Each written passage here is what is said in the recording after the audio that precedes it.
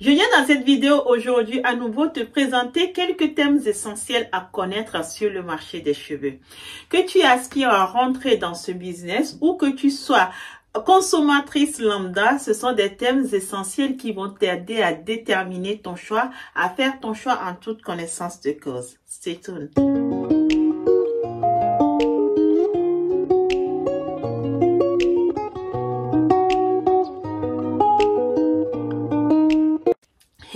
Hello, coucou les amis, j'espère que vous allez bien. Moi, je suis en pleine forme. Si tu me découvres dans cette vidéo, mon nom est Boostécy, je suis entrepreneuse. Je te vends sur mon site internet www.cne.com des cheveux indiens, de vrais horaires pour te sublimer. Je te les propose aussi à la boutique CNE Beauty Shop à Lomé au Togo. Alors, si tu habites la sous-région ouest africaine et que tu veux voir ces vrais cheveux de près, n'hésite pas à faire un tour à la boutique, tu ne seras pas déçu. Autrement, je te livre depuis mon site internet www.cne.com qui s'affiche en bas de l'écran de suite. Je te vends des choses telles que j'ai sur ma tête. Ce sont des cheveux indiens, de vrais horaires, des Remy Hair qui ne forment pas de nœuds, que tu peux laver, shampoiner, faire de l'après-shampoing, du masque. En gros, que tu peux soigner comme tes propres cheveux de manière à les garder le plus longtemps possible. Quand je dis le plus longtemps possible, on parle de plusieurs années. Je viens sur cette chaîne te parler de business. Je te parle beaucoup de business avec l'Inde. Je viens aussi ici et là partager avec toi mes expériences personnelles. Et puis, je viens beaucoup, surtout, te parler de cheveux, puisque je suis dans ce business et il me plaît de partager avec toi mes connaissances dans ce domaine pour t'éviter des pièges nombreux sur ce marché. Aujourd'hui, je viens partager avec toi à nouveau quelques termes essentiels à connaître sur ce marché pour ne plus te faire avoir. Que tu sois simple consommatrice ou une personne qui aspire à rentrer dans ce business, assieds-toi confortablement. Je te donne quelques termes qui peuvent te servir. Mais avant, si tu n'es pas encore abonné à cette chaîne, je t'invite à t'abonner et surtout à cliquer sur la cloche de notification pour ne rien manquer de mes prochaines vidéos. N'hésite pas à partager mes vidéos, à les liker, ça me fait un grand plaisir. Donc, comme je te le disais, le premier thème que je vais aborder aujourd'hui sans plus tarder, c'est le thème single drawn. Est-ce que tu connais ce terme? Je t'ai beaucoup déjà parlé de double drawn sur cette chaîne. Depuis, on entend beaucoup ce terme, parfois avec des mèches qu'on nous montre qui n'ont rien à voir avec des mèches double drawn, mais anyway, on fait avec. Aujourd'hui, je te présente le thème single drawn. C'est quoi un single drawn? Alors, le single drawn, ce sont les cheveux tels qu'on les voit en fait sur la plupart des têtes des personnes qui portent les cheveux caucasiens de manière naturelle. Je dis les cheveux caucasiens parce que c'est plus facilement visible sur les cheveux caucasiens. Mais nous, les personnes noires qui portons des cheveux afro, nous avons aussi pour la plupart des cheveux single drawn. C'est quoi un single drawn? C'est ni plus ni moins que l'implantation naturelle des cheveux sur notre tête. C'est-à-dire en fait que les cheveux naturellement qu'on les a, bon, je me permets de vous montrer ce que j'ai sur ma tête parce que ce sont des cheveux naturels. Hein. Quand on les a, en fait, on a souvent des cheveux qui sont fournis en bas. Et puis, plus on monte, plus on tend vers la fin, en fait, plus ça s'affine. D'accord? C'est ça qu'on appelle un single drawn. C'est-à-dire qu'en fait, les cheveux, quand les Indiennes les donnent et qu'on n'a encore rien fait comme travail là-dessus et que c'est sur la forme naturelle des cheveux. Je vais te montrer en image. Ce que j'ai dans les mains là, c'est un single drawn.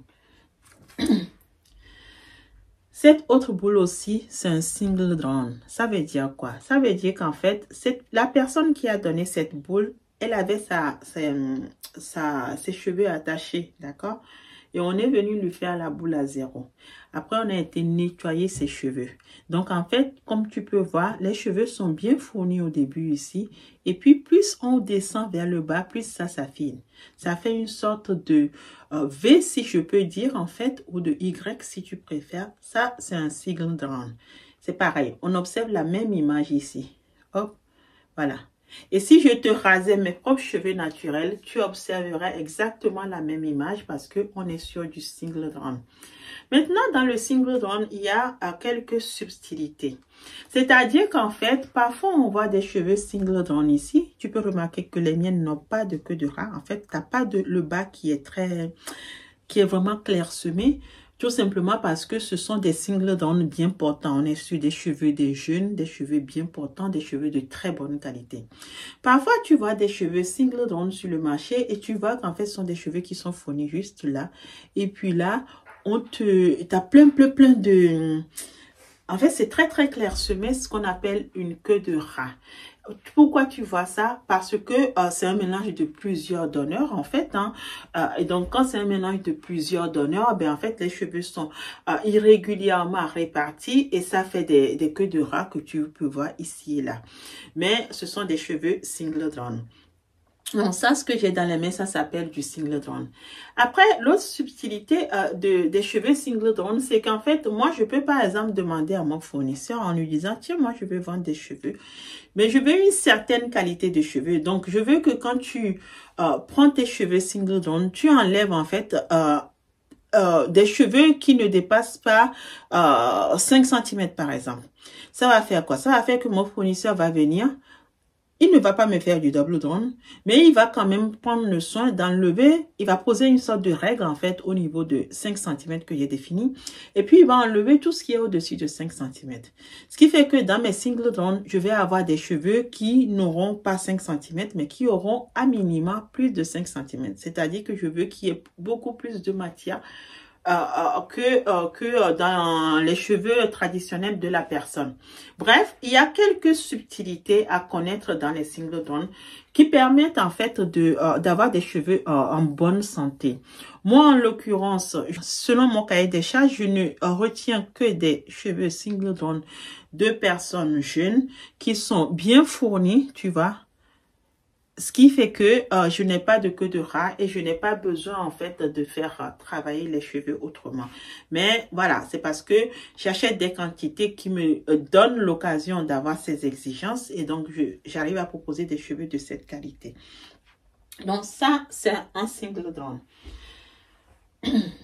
Maintenant, le deuxième thème dont je vais te parler et qu'on va venir comparer avec le premier, c'est le thème double down. Ça, je t'ai dit, c'est un single down. Et ça, du coup, je te le présente comme un double down. C'est quoi la différence entre les deux? C'est que dans les double down, on est venu en fait à la main. Je t'en ai souvent parlé, donc je ne vais pas beaucoup m'étaler là-dessus. Tu peux trouver d'autres vidéos sur la chaîne sur ce sujet. On est venu en fait à la main enlever, mais un par un, tous les petits cheveux. Mes recommandations pour cette boule, c'est quoi? Alors, cette boule, c'est exactement la même que j'ai dans les mains ici. Hein. D'accord? On est vraiment sur les cheveux qui ont la même longueur du début jusqu'à la fin. C'est quoi mes recommandations dans mon cahier des charges sur cette boule? J'ai demandé à mon fournisseur de venir m'enlever tous les petits cheveux qui pouvaient traîner. Et donc, je lui ai fait comprendre que je voulais que tous les cheveux qu'il garde aient la même longueur du début jusqu'à la fin. Comment je le vérifie? Quand je plie mes cheveux en deux, je fais ça. Tu verras qu'il n'y a pas un seul cheveu qui sort dedans. C'est-à-dire qu'en fait, il a pris soin de ne garder que des cheveux qui ont la même longueur du début jusqu'à la fin. Pourquoi je lui ai demandé ça? Je lui ai demandé ça parce que je veux que quand ma cliente pose les cheveux, qu'il y ait une certaine allure. Les double down, en fait, il y a des personnes qui les portent naturellement. C'est qui ces personnes? Ce sont des personnes qui vont régulièrement, en fait, couper les pointes de leurs cheveux. Je t'ai présenté tout à l'heure les single down. Ce sont des cheveux qui ont des pointes. Bon, sur les miens, on les a égalisés, donc c'est moins visible. Mais sur les queues de rat, tu les vois beaucoup. C'est comme si la personne qui a donné ses cheveux était partie dans un salon et a demandé à ce qu'on lui enlève ça. Du coup, on lui fait quelque chose qui est beaucoup plus régulière et c'est ça qu'on va appeler un double down. Et en plus d'avoir coupé comme ça, on vient en fait enlever à la main tous les petits cheveux pour garder la même longueur. Voilà.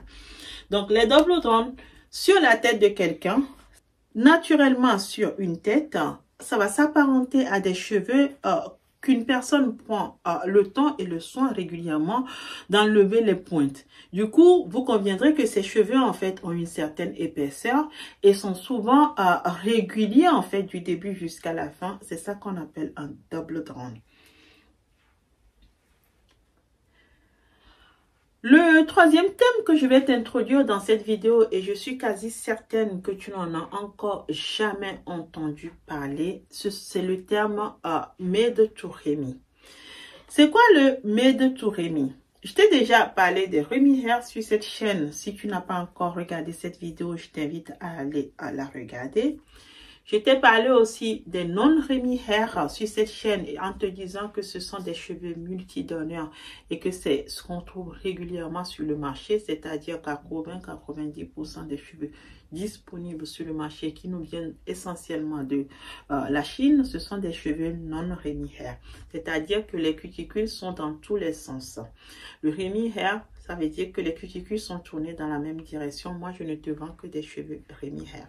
Maintenant, je te présente le thème Made to Remy. C'est quoi Made to Remy? Parfois, des fournisseurs, en fait, pour faire leur boule de 100 grammes, n'ont pas suffisamment de matière, en fait, pour faire 100 grammes.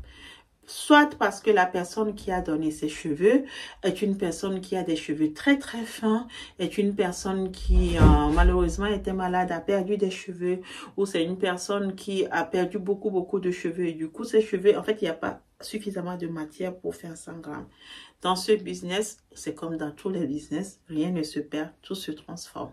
Donc on vient en fait, on prend des cheveux d'une autre personne qui ressemble beaucoup et on va venir, comme on veut pas que tu aies des nœuds, on va venir au microscope essayer de les aligner dans le même sens que la boule de départ était.